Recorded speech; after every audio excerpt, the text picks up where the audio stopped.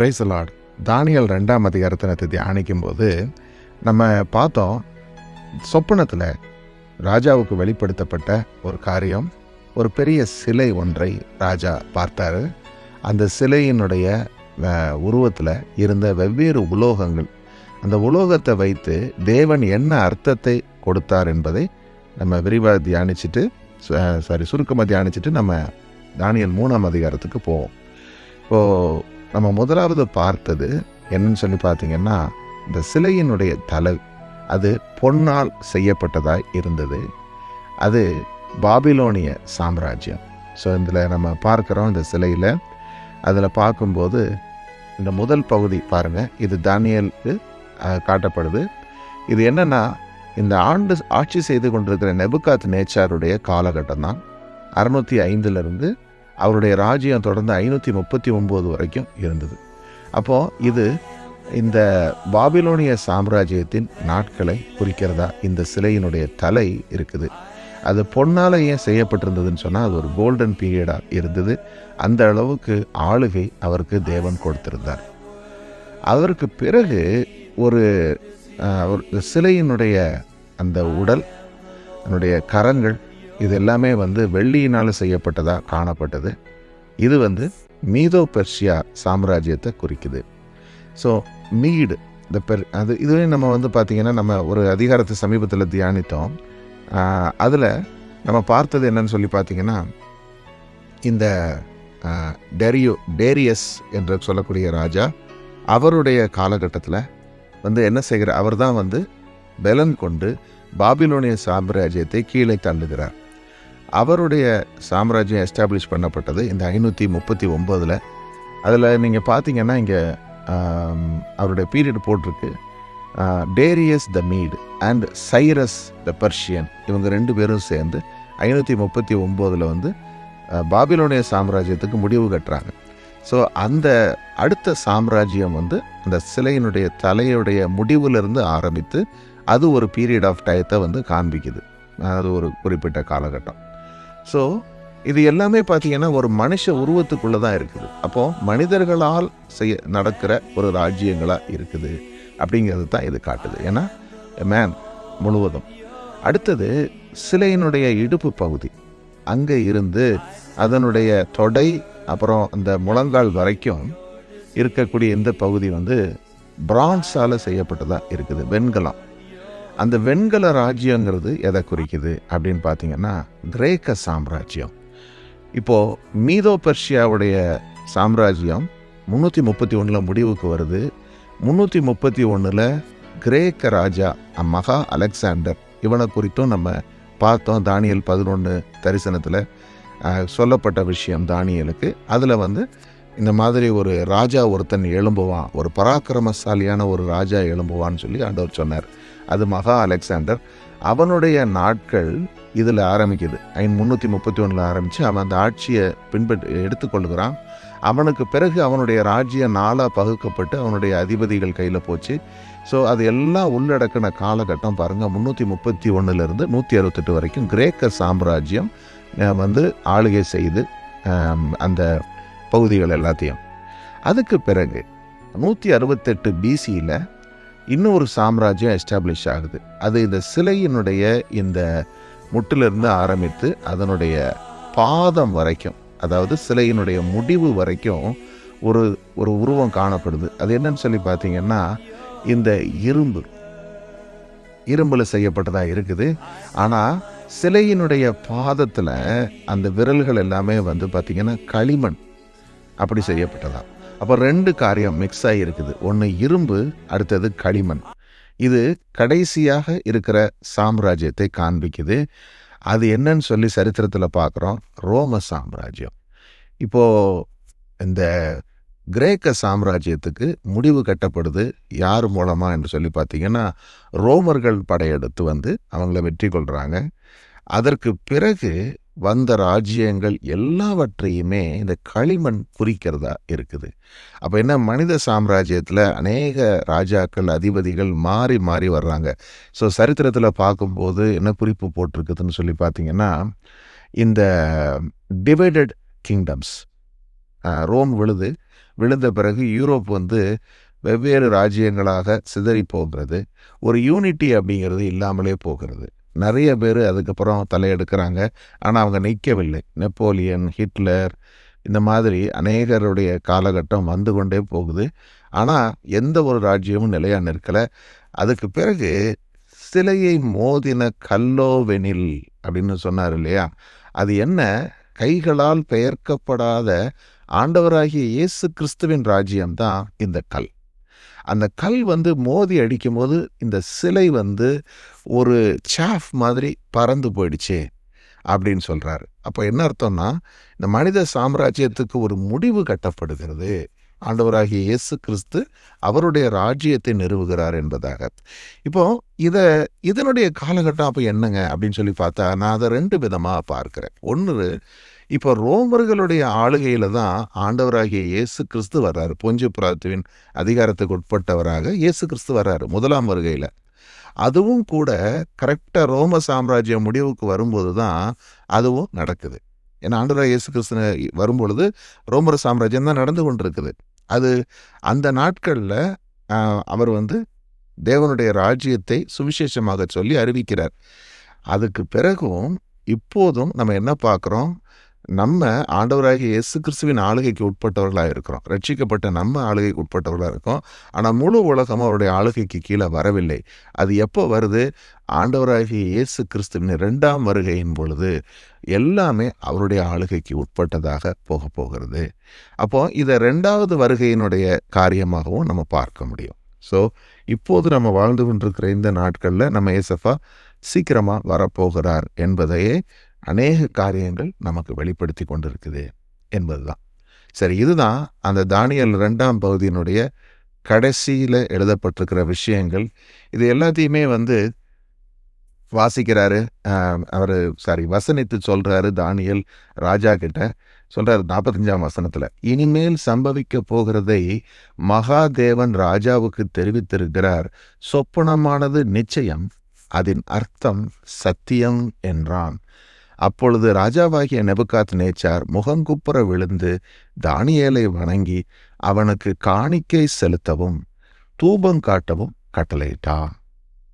ராஜா தானியேலை நோக்கி, இந்த மறைபொருளை நீ வெளிப்படுத்தினபடியினால் மெய்யாகவே உங்கள் தேவன் தேவர்களுக்கு தேவனும் ராஜாக்களுக்கு ஆண்டவரும் மறைபொருட்களை வெளிப்படுத்துகிறவருமாயிருக்கிறார் என்றான்.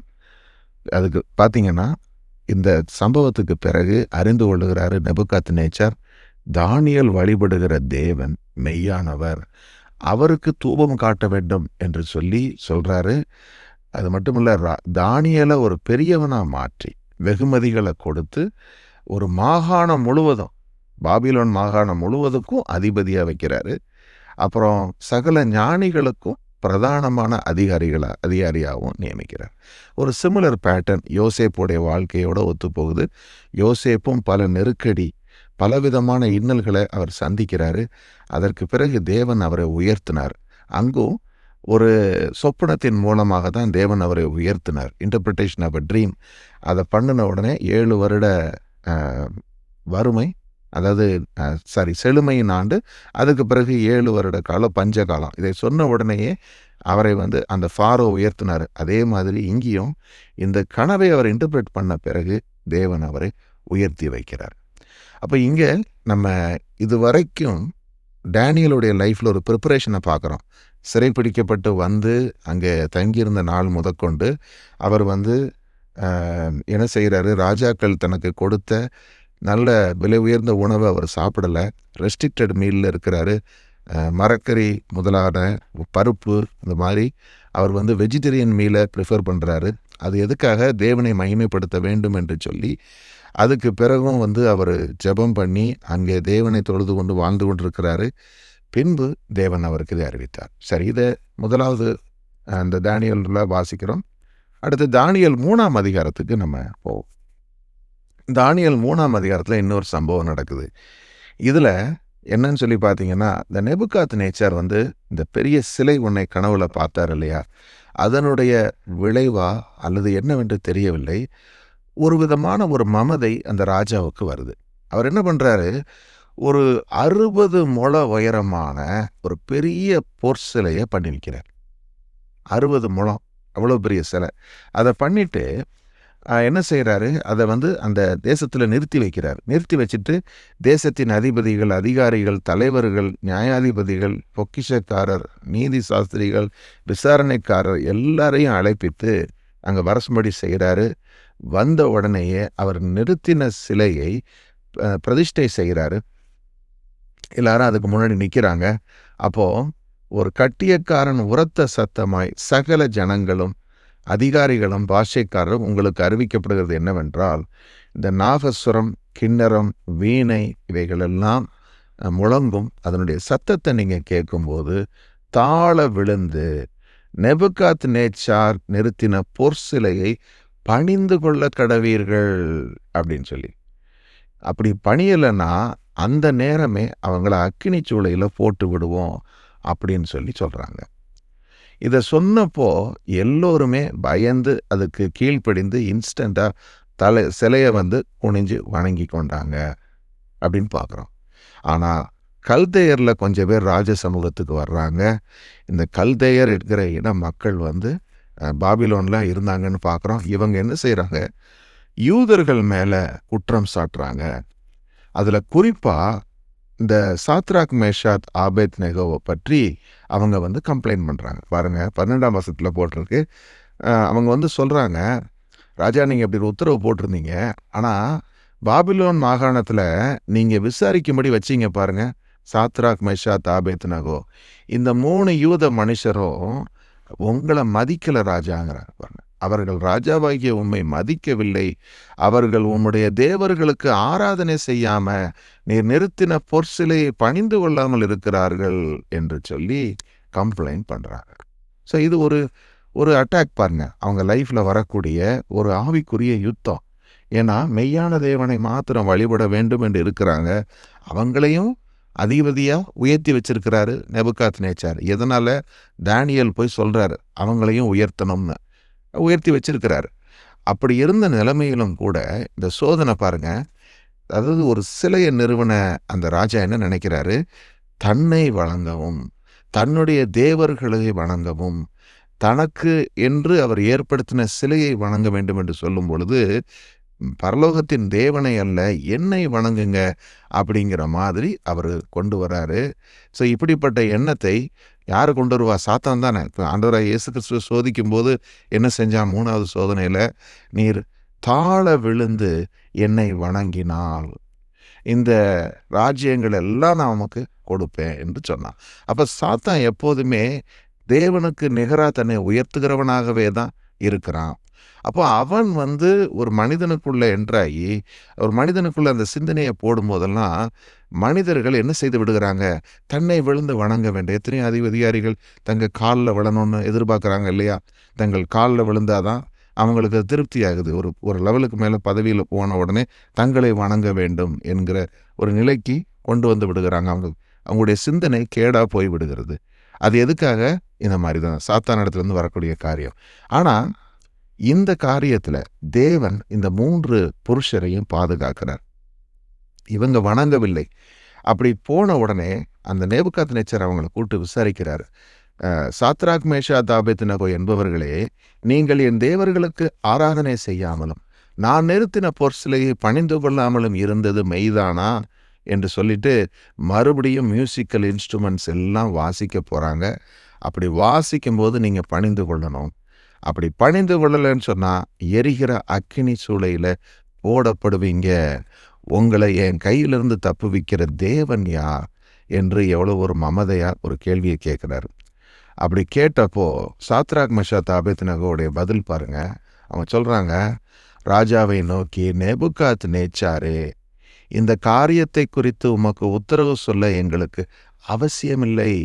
நாங்கள் ஆராதிக்கிற எங்கள் தேவன் எங்களை தப்புவிக்க வல்லவராயிருக்கிறார். அவர் எரிகிற அக்கினி சூளைக்கும் ராஜாவாகிய உம்முடைய கைக்கும் நீங்களாக்கி விடுவிப்பார். விடுவியாமல் போனாலும் நாங்கள் உம்முடைய தேவர்களுக்கு ஆராதனை செய்வதுமில்லை, நீர் நிறுத்தின பொற்சிலையை பணிந்து கொள்வதும் இல்லை என்று ராஜாவாகிய உமக்கு தெரிந்திருக்க கடவுது. இதில் ஒரு விஷயம் பாருங்களேன். மற்றவங்களுக்கெல்லாம் என்ன சொன்னா, சிலையை வச்சிருக்கேன், விழுந்து கும்பிடு, நான் நிறுத்தின சிலையை நீ கும்பிடு என்று தான் சொன்னான். ஆனால் இவங்களுக்கு சொல்லும்போது என்ன சொல்கிறான், என் தேவர்களை வணங்கணும், என் சிலையை வணங்கணும், 2 விஷயத்தை சேர்த்து சொல்கிறான் பாருங்க. அப்போது நிச்சயமாகவே சாத்ராக் மேஷாக் ஆபேத்நேகோவுக்கு தெரியுது, மெய்யான தேவர் ஒருவர் தான், அவரை தவிர வேறு தேவர்களை வணங்கக்கூடாது என்கிற இந்த காரியத்தில் அவர்கள் உறுதியாக இருந்தாங்க. அது மாத்திரமல்ல, எங்கள் தேவன் எங்களை விடுவிப்பார், நான் உங்களுக்கு பதில் சொல்லுங்கிற அவசியம் இல்லை ராஜா என்று சொல்லி தைரியமாக எதிர்த்து நிற்கிறாங்க. இப்போ இதில் விஷயம் என்னென்னா, நமக்கு தேவன் கொடுத்திருக்கிற ஒரு காரியம், நம்ம வாழக்கூடிய நாட்களில் நம்மளுடைய மேலான அதிகாரங்களுக்கு கீழ்ப்படும்படியாக தான் தேவன் சொல்லி இருக்கிறாரு.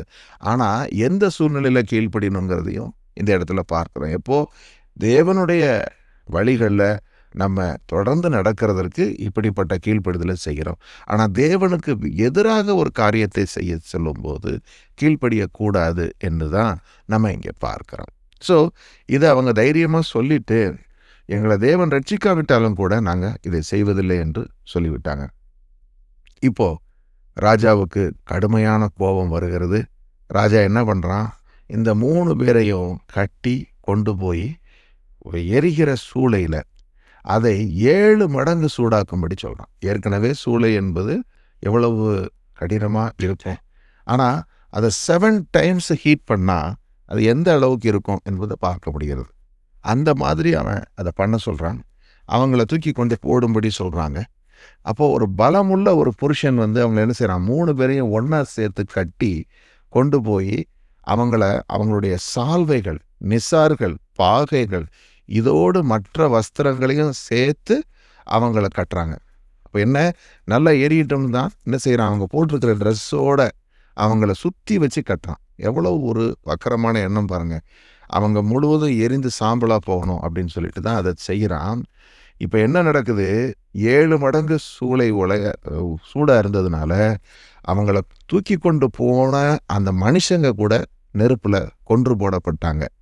ஆனால் இந்த 3 பேரும் சேஃபாக உலையில் இருக்கிறாங்க. ராஜா பார்க்க வர்றாரு. பாருங்க, ராஜா பார்க்குறாரு. பார்த்துட்டு சொல்கிறாரு தன் மந்திரிகளை நோக்கி, அந்த 3 புருஷரை அல்லவோ கட்டுண்டவர்களாக அக்கினியிலே போடுவித்தோம் என்றான்.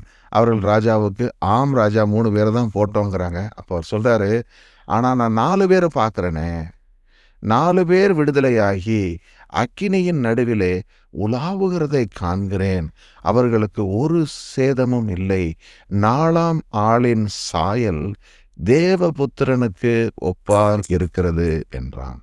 அப்போ நான் போட சொன்னது 3 பேரை, ஆனால் 4ஆவதாக ஒருத்தர் இருக்கிறாரு. இப்போ என்ன அர்த்தம், ஆண்டவராகிய இயேசு கிறிஸ்து அவங்களோடு கூட இருந்திருக்கிறாரு.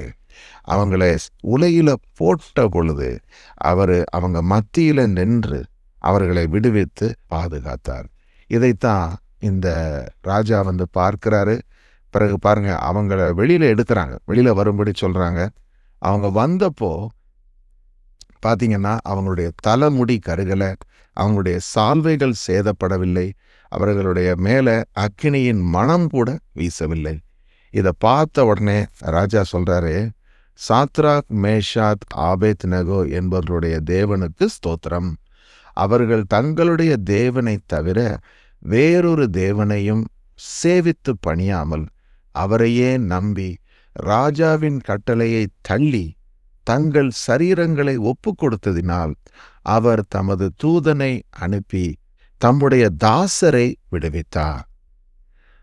இப்போ பாருங்க, இந்த இடத்துல சாத்ராக் மேஷாக் ஆபேத்நேகோ நமக்கு விசுவாசத்திற்குரிய ஒரு மாதிரியா இருக்கிறாங்க. ஏன்னா இப்போ நம்ம என்ன நினைக்கிறோம், அநேக காரியங்களுக்கு மனிதர்களுடைய அங்கீகாரத்தை எதிர்பார்க்குறோம். ஒரு இன்ஃப்ளூயன்ஸான ஒரு பர்சன் அல்லது ஒரு ப்ராமினன்ட் பர்சன் அவரை அப்ரூவ் பண்ணாதான் காரியங்களை செய்யணும்னு நம்ம நினைக்கிறோம்.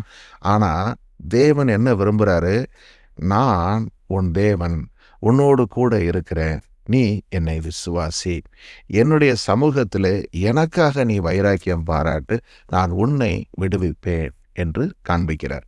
நம்ம தேவனுக்காக எப்போ வைராக்கியம் பாராட்ட தொடங்குகிறோமோ அப்போ இருந்துதான் விசுவாசத்திற்கேற்ற கிரியை நம்ம வாழ்க்கையில வருது பாருங்க. அது வர்ற வரைக்கும் நமக்கு விடுதலை இல்லை. நம்ம வேணா சொல்லலாம், நான் அந்த இயேசு கிறிஸ்துவை தான் வணங்குறேன், இயேசு தான் எனக்கு தேவன்னு சொல்லலாம். ஆனா அவர் கேட்கிறாரு, நான் தேவன் ஆனால் நீ எனக்கு கொடுக்கிற கனம் எங்கே என்று கேட்கிறார். இது எப்போ நமக்கு வாழ்க்கையில காணப்படுதுன்னா, நம்ம முதல் பகுதியில ஒரு ஒரு விசுவாசிக்கிற ஒரு கிறிஸ்தவர்களா இருந்தாலும், ஒரு கீழ்ப்படிதல் இல்லாத கிறிஸ்தவர்களா ஒரு காலத்துல வாழ்ந்திருப்போம். அப்போ என்ன செய்திருப்போம், பெயரளவுல தேவாலயத்துக்கு போக, மற்றவர்களுக்கு முன்பாக நானும் கிறிஸ்தவன் என்று என்னை அடையாளப்படுத்திக் கொள்வதற்கு பண்டிகைகளில் கலந்து கொண்டு எல்லாமே செய்யக்கூடிய ஒரு காலகட்டம். ஆனால் நம்ம வாழ்க்கையில, தனிப்பட்ட வாழ்க்கையில இயேசுவோடு கூட நடக்காம, அவர் கட்டளைகளுக்கு கீழ்ப்படியாமல் இருந்திருக்கும்போது நம்ம வாழ்க்கையில எந்த வித்தியாசமும் இருந்திருக்காது. இயேசப்பாவுடைய நமக்கு தனிப்பட்ட உறவு இருந்திருக்காது. ஆனால் எப்போ நம்ம உண்மையாகவே மனம் திரும்பி அவரிடத்துல நம்ம பாவத்தை அறிக்கை செய்து, தனிமையிலையும் நம்ம அந்தரங்கத்திலையும் எந்த பாவத்திலையும் நம்மை கட்டுண்டவர்களாக இருக்காம முழுவதும் நம்மை ஒப்பு கொடுக்கிறோமோ, அப்போ தேவனுடைய மெய்யான ஆளுகை நம்ம வாழ்க்கையில வருது. அப்போ அவர் நம்ம கூட பேசுறாரு, நமக்கு அநேக காரியங்களை நடப்பிக்கிறாரு, அவர் நம்ம கூட தான் இருக்கிறாருங்கிறத நமக்கு மெய்ப்பித்து காரியங்களை அவர் செய்கிறார். புதிய ஏற்பாட்டு கிறிஸ்தவ சபை முழுவதும் அப்படித்தான் அங்கே உருவாகிறத பார்க்கிறோம். ஏன்னா பவுல் பிரசங்கித்த சுவிசேஷம் எதை காண்பிக்குது, அநேகருக்கு இயேசு கிறிஸ்துவை அறியும்படி கண்களை தேவன் திறக்கிறாரு, ஆவியில் நிரம்புறாங்க. அதுக்கு பிறகு தேவனுடைய வசனங்களுக்கு கீழ்ப்படுகிறாங்க. அப்போ ஒரு இந்த மாதிரி ஒரு பெரிய சபை அப்படின்னு சொல்லி அந்த மாதிரின்னு இல்லை, வீடுகளில் கூடி வரக்கூடிய சபை, ஆனால் விசுவாசத்தில் உறுதியாக இருந்தாங்க.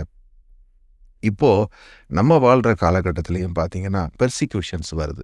ஏசப்பாவை விசுவசிக்கணும்னு நம்ம போகும்போது அநேகர் உலகத்தில் இருக்கிற நம்ம ஒரு மனிதனுக்கு அவனுடைய சத்துருக்கள் யார், அவங்க வீட்டாரே சத்துருக்கள் நான் சொல்கிறாரு.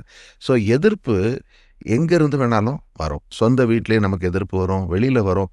அப்படி வரும்போதும் இயேசு கிறிஸ்துவை நான் உறுதியாய் பற்றி கொண்டு அவருடைய வார்த்தைகளுக்கு கீழ்ப்படிந்து பாவத்தை அறிக்கை செய்து மனம் திரும்பி ஜலத்தினாலும் ஆவியினாலும் பிறந்து அவருக்கே நான் ஆராதனை செய்வேன் என்று உறுதியாய் நிற்கிற பொழுது என்ன செய்வார், எதிர்த்து நின்றவங்களையும் கீழ்ப்படிய வைப்பார். இப்போ இங்கே பாருங்க, நேபுகாத்நேச்சார் சொல்லிட்டாரு, இப்போ அவங்களுடைய தேவனுக்கு ஸ்தோத்திரம், அவர்கள் தங்களுடைய தேவனை தவிர ஒருத்தரையும் பணியலை, அவரையே நம்பி என்னுடைய கட்டளையை, ராஜாவின் கட்டளையை தள்ளுனாங்க. அப்படி கொடுத்ததுனால அவர் தமது தூதனை அனுப்பி தம்முடைய தாசரை விடுவித்தார் அப்படின்னு சொல்லிட்டு சொல்றாரு.